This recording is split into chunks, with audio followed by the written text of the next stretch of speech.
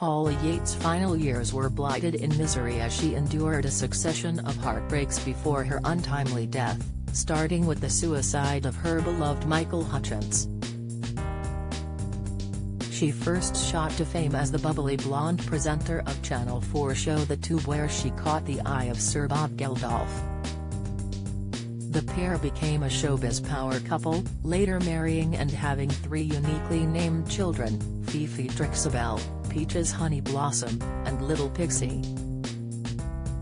But in 1995 the loving family was torn apart, with Paula making headlines for leaving Bob for heartthrob and excess rocker Michael Hutchence. The move came after viewers clocked their bubbling sexually chemistry on The Big Breakfast, with a lusty Paula opening with a gag about Michael's tackle-troubling trousers. The duo continued to flirt wildly with one another, with Paula giggling uncontrollably as Michael gazed into her eyes, with their legs entwined on a bed throughout. Their attraction was undeniable and bound to have been uncomfortable viewing for Paula's husband Bob, who she decided to leave shortly after.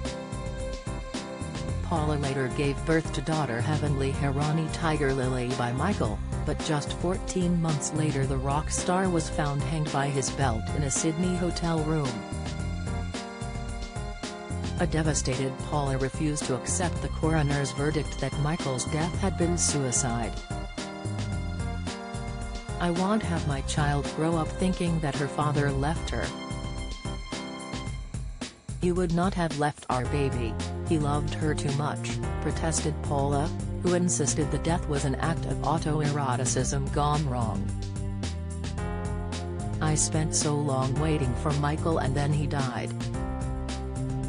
Now I have to spend so long waiting for him again," she sobbed. But Paula's longing to be with her lover was over just 3 years later, when she died from a fatal drug overdose. And her final years were far from happy. While she was still reeling from Michael's death, Paula faced more turmoil when it was revealed her biological father was not the TV star Jess Yates as she had grown up believing, but the host of Opportunity Knocks Huey Green. News was revealed in the press 6 months after Green died, denying Paula the chance to speak with him. A year later Paula lost joint custody of her 3 daughters with Bob Geldof, when the Boomtown Rats singer applied for full access. Bob looked after the girls during school term time, with Paula allowed to see them during the holidays only. She then faced another custody battle over her youngest daughter Tiger Lily, from her relationship with Hutchence. The child's paternal grandfather Kel Hutchence launched proceedings in Australia to seek sole custody after he raised concerns about Paula's lifestyle. Amid the ongoing chaos in her personal life, Paula suffered a nervous breakdown and sought treatment at a specialized clinic. During her stay she formed a romantic relationship with a fellow patient who sold his story to a tabloid newspaper after they broke up. On September 17, 2000, on her daughter Pixie's 10th birthday and 3 years after the death of her Michael Hutchence, Paula died at her home in Notting Hill after a heroin binge. She had returned to West London following a short break in Hastings to clear her head. One of the last people to see her live was a former heroin addict she befriended during a stint at the Priory.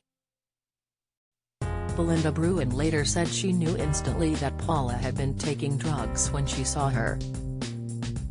She was slightly staggering, her eyelids were drooping, she was slightly incoherent, she told the inquest into her friend's death.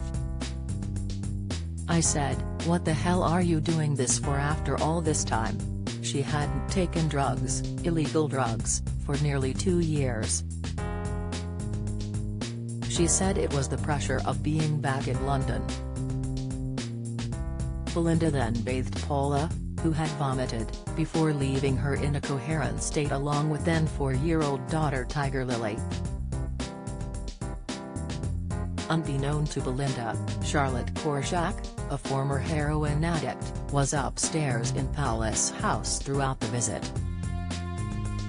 Korshak told the inquest that Paula had taken heroin, cocaine, ecstasy and acid from time to time, but she left her house after Belinda with Paula in a really good mood. Paula's body was later found by her long-term friend Josephine Fairley Sams.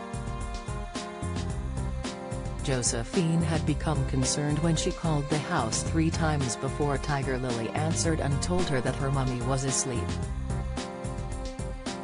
Concerned, Josephine rushed round to Paula's house and had to ask Tiger Lily to let her in.